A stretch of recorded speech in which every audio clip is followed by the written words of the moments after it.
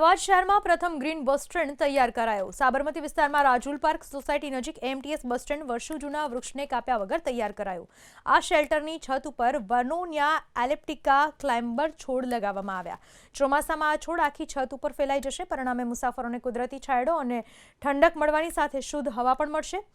અચેર ખાતે તૈયાર કરાયેલા આ બસ શેલ્ટરની ખાસિયત એ છે કે ત્યાં વર્ષોથી ઉભેલા જૂના વૃક્ષને કાપી નાખવાને બદલે તેને જ સમગ્ર આર્કિટેક્ચરલ ડિઝાઇનનું કેન્દ્રબિંદુ બનાવવામાં આવ્યું છે।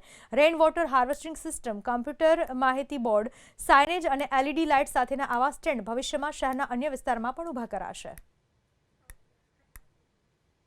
જૂના વૃક્ષોની જાળવણી કેવી રીતે થઈ શકે છે તેનું ઉત્તમમાં ઉત્તમ આ પગલું દેખાઈ રહ્યું છે આપણને।